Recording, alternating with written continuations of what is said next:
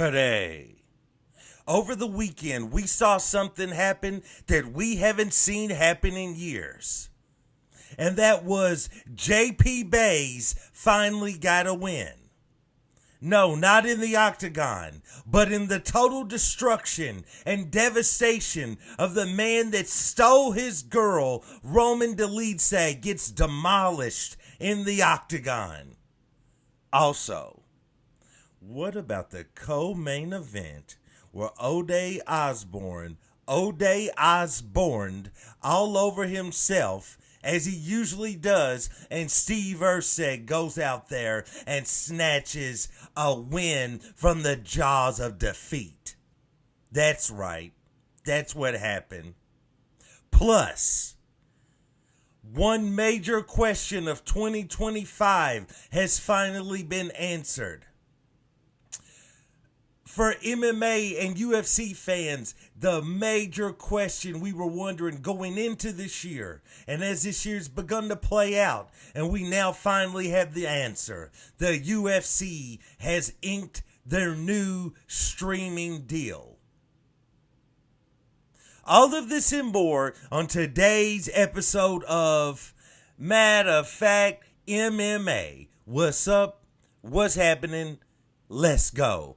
What's up, guys? We right back at it. We right back with it. It's your boy, Matt, and we're here to go over huge breaking news in the world of the UFC and mixed martial arts, as well as the last week's entry, I should say. It won't be the very last one, or at least not yet.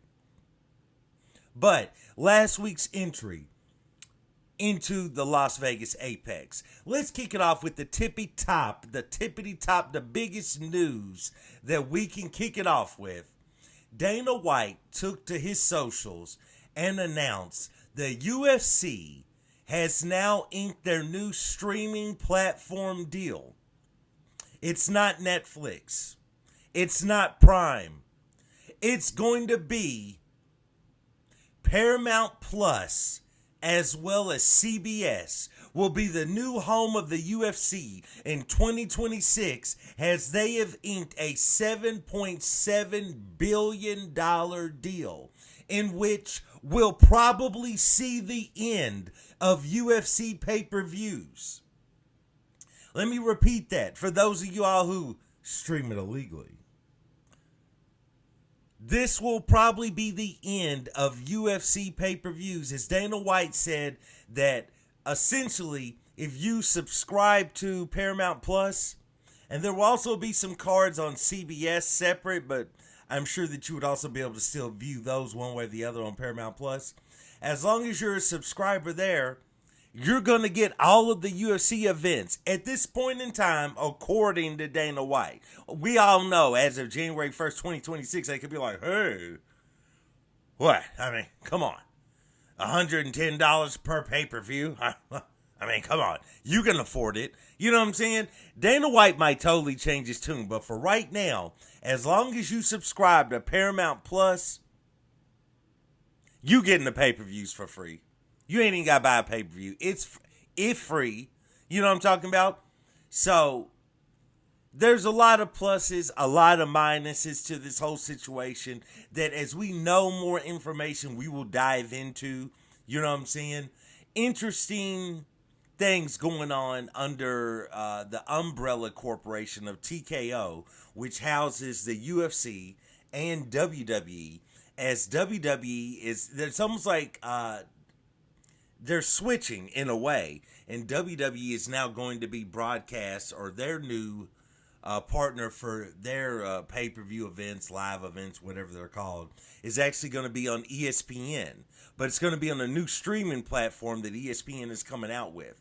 Nevertheless, we're not going to dive super deep into today. I just wanted to talk about it, just throw it out there, let you fools know what was going on. And that is, the UFC is headed over to your mama's favorite streaming service, Paramount Plus, and straight up, we might not have to pay for pay-per-views anymore. Nevertheless, that was what was going on with that. That was fresh from the horse's mouth. That's coming from Big Money, Daddy Warbucks, Dana White, the longest money in the land. You know what I'm talking about? So nevertheless, man, that's what it is. Let's move on. Let's talk about the last card, UFC in the Apex. It went down on Saturday night. We're in the main event. Fluffy Hernandez goes out there and demoralizes Roman Dolidze. Now, this is something I thoroughly enjoyed, and I'm going to tell you why. First off, there was a little bit of rumbling in my preview video to this fight, in which where I, of course, chose Fluffy Hernandez. And I was saying that Fluffy Hernandez is one of those fighters that doesn't have the casual's eye. He's not known by your mother or your father or your brother that only watches NFL. You know what I'm saying? He's not a known fighter. You know, he's not the most followed fighter. You know, he doesn't have this crazy, huge fan base online or on socials or anything like that. That's not who the man is. But what the man is he's a fighter that is so good, he could go out there on any given night and defeat your champion. You know, think Bilal Muhammad, who was a guy that nobody liked. You know, nobody was trying to mess with Bilal Muhammad. But you kind of knew, based out of his skill set, this is a guy that could go out there and defeat the champion. Think Leon Edwards. Leon Edwards, same way. Leon, on his come up, nobody liked Leon. We all loved 3-piece and a soda, you know what I'm saying? Bro, nobody was trying to mess around with Leon Edwards, you know what I'm saying? But at the same time, he was a guy that, based on his skill set, you kind of thought, man, he could go out there and defeat the champion. With that being said, I was super into this because a lot of people were looking at me like, bro, you out here acting like Fluffy's going to get ready to go in there and do damage to Drickus. Now, if you've been following my channel since the inception of it, bro, I'm a huge Drickus du Plessis fan. So I couldn't even bring myself to pick Fluffy over Drickus. Nevertheless, though, what we saw is what your boy Matt was saying. Fluffy Hernandez is that dude. He is skilled on the feet. He is skilled on the ground. He is a good wrestler. He has submissions. He has a never-ending gas tank. He has never-ending cardio. He has exciting cardio, unlike Merab. You know what I'm saying? This is a guy that we want to see to go multiple rounds because you never know what you're going to get out of him, but you're liable to get a finish. His last fight, he didn't do so well against Brendan Allen, but at the same time, he went into that with some sort of a rib injury and still pulled off the win. Bro, Fluffy Hernandez is that dude. Now, as I spoke about at the top of this show, I can't remember the young lady's last name. Maybe now it's Dolidze if they're married. But Cheyenne, I think it was like Cheyenne, who knows? Cheyenne was a UFC fighter. She no longer is. I don't think. I believe she's retired now that she is a mother. She has now had the child of Roman Dolidze. Nevertheless, she was in a long-term relationship with another UFC or maybe a former UFC fighter. He might have got the axe too. JP Bays. JP Bays and Cheyenne Bellismith, something weird like that. I apologize, y'all. I can't remember this lady's name off the top of my head. Nevertheless, bro, these two were going on to I believe the Contender Series together, maybe, is where I first saw them featured. Bro, these two, I'm pretty sure it's Contender Series. They did a whole feature on them about them being boyfriend and girlfriend going into the UFC. You know, they were broke. They're living broke together. They're trying to make it. They're trying to scrape. They're trying to make ends meet. But one interesting thing, and I know this has nothing to do with this video or this last fight, but y'all got to listen because this is interesting. JP Bays, right? He used to fight at flyweight. Man, what was interesting is when you would watch Cheyenne fight, she had all this intensity. You know what I'm saying? She would really go in there with a lot of piss and vinegar. You know what I'm talking about? She was going in there to really throw hands and probably feet too. And she was super intense. But you would watch JP Bays go into these fights, and he wasn't. And she would be on the outside cornering him, and she would be more intense and into it than he was. Major red flag for your boy Matt, right? When I saw this years ago, watching the Contender Series, I thought, for one, this relationship is not going to last. For two, she the alpha. Well, you know, whatever gym they were training at, you know, whatever was going on, there was a young, handsome man by the name of Roman Dolidze who was there, who straight up came in, of course, fights at middleweight. He's a big guy. Came in, just snatched up flyweight JP Bays' girl. Took her. It was this whole fallout, this whole big deal. She went into hiding for a while. No one knows why. She had an interview with Mike Heck talking about that. No one knows what happened. Everybody felt sad for JP Bays. He continued to lose fights in the UFC. If he hasn't been fired yet, he will be any moment now. JP Bays just got fired. Nevertheless, bro, this dude had it rough. And she had won a few fights and was looking like her career was on the come up. Then I think she ended up losing, whatever. Doesn't matter. Roman Dolidze took his girl, snatched her up, took her over to his country, kept her away from JP's. JP's is out the UFC. She goes on to have Roman Dolidze's baby, and now she's retired. However, she thought she was going to ride off into the sunset, as well as Roman. But here's the thing. There's an equalizer in this story, and his name is Fluffy Hernandez. Because now,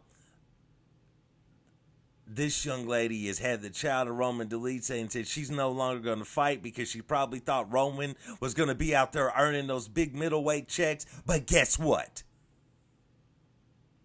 Effectively, Fluffy Hernandez has ended that.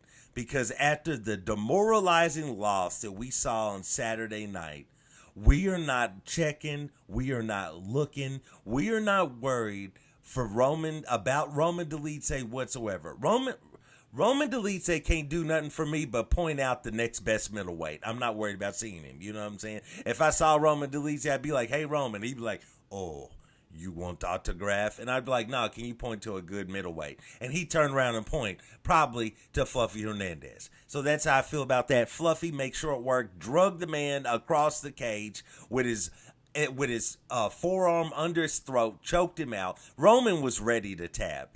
I think one key thing that the UFC commentary missed about this main event fight was in the second round, Fluffy got intense and he started waving Roman Dolidze on. He started waving him toward him. He's like, fight me, let's go. And he really appealed to that savagery, if that's even a word, of Roman Dolidze. But here's what the commentary messed up or missed out on. That was all by design, because the first round, Roman Dolidze had already expended a ton of energy. The second round, Fluffy, knowing the type of man that Roman is, knowing that he's not going to back down from a challenge, because you can say a lot about Roman Dolidze, but he ain't no punk. And he wasn't going to back down. And when he started waving him on and challenging Roman in the second round, Roman bit on the bait. He went for it. And he kept trying to unload on Fluffy. He couldn't really touch him. Fluffy's defense was too good, and his counter shots were too good. And then Fluffy continues to mix in the grappling. His takedowns were probably the most sufficient takedowns you're ever going to say, or maybe the better word is efficient, if that's the correct word. I'm from Louisville, Kentucky. But still, bro, his takedowns, Fluffy expanded no energy whatsoever to get this man down to the ground. Shout out to Dominic Cruz, who kept remarking on that while DC was babbling his wrestle speak. Dominic was really letting you know what was going on with that exact type of a takedown. And Roman was already gassing by the end of the second. As the third round come around, you could tell Roman was in a world where he no longer wanted to be in there. He was embarrassed. He was having a tough night at the office. He did not want to be there anymore. You know, if the wall of the cage would have fell off and they would have had to scrap this fight and revisit it another day, Roman Dolidze would have been happy, and conveniently he would have moved up to light heavyweight. He would have dipped, bro. He would have dipped. He would not have stayed at middleweight. That's how bad this fight was going, and that's what him and Cheyenne gets. Shout out to JP Bays. This one's for you. You got one. You got one, because Fluffy Hernandez went out there and made work. Anyway, let's move on. I know that was a long breakdown of that particular fight that was extremely one-sided, and that story of love and bliss. But still, I had to go into it. Nevertheless, co-main event at bantamweight, Steve Erceg. I'm sorry, why do they have that listed? Anyway, I'm not even going to get into that. It's at flyweight. UFC's own website ruining stuff. Nevertheless, Steve Erceg stepped in the octagon. Oh, I get it. It should have been a flyweight fight, but they had to do it at bantamweight because it was short notice. My fault. My bad. Your boy Matt had forgotten that. Anyway, Steve Erceg goes out there and defeats O'Day Osborne. O'Day Osborne O'Day'd all over himself, and here's what I'm saying. O'Day Osborne is a semi-good fighter, right? He's comparable. He would be much better and would be probably considered a good fighter if he improved his fight IQ and if he improved his instinct, so to speak, if that's a thing that you can improve within a fight. Because generally when O'Day Osborne is winning or he's doing well, he's going to make a decision to either go to the ground when he should have stood, or he's going to try to stand when the best thing to do is try to get his opponent to the ground. Right? He's a type of fighter that when he's in the lead, he doesn't continue what was working for him to get into the lead. He just makes a lot of mistakes, you know what I'm saying?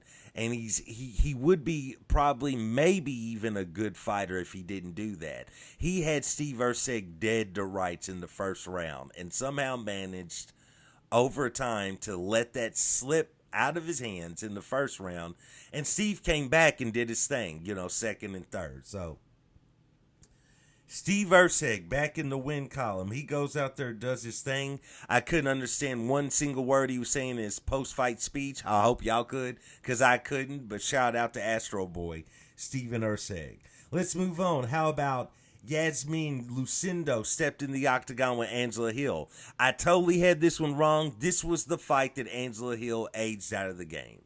Shout out to Angela Hill. Love watching her. Huge fan. But Lucindo was all over it. And Angela really had nothing for her. She has a few good moments in the first round. She would have moments. She probably had a moment in all three rounds.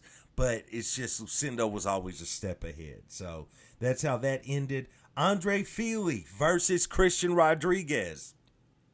This was a fight that, as an Andre Fili fan, I was saying in my preview to this, smart money says Christian Rodriguez goes out there and gets the win, but something told me that, that's just the type of fighter Andre Fili is. So if you're an Andre Fili fan, you go into a lot of fights thinking, my boy might take an L, but I want him to win. And that's what this was. But Fili looked sharp. He looked sharp. He looked poised. He's a new father. He looked like he was fighting with a purpose. Outstanding win by him. How about CLD, Christian Leroy Duncan, goes out there and sends Eric Anders to Pluto. Sent him to Jupiter. Sent him to the new solar system they just discovered. You know what I'm saying? He sent him somewhere. And we don't know if we'll ever see your boy again. But CLD goes out there, does work. He gets performance of the night. That was outstanding to see. Also, Fluffy Hernandez got performance of the night. I didn't mention that. Frankly, back on Fluffy Hernandez, I don't see, outside of guys like Drickus, maybe Hamzat, who's getting ready to beat Fluffy Hernandez?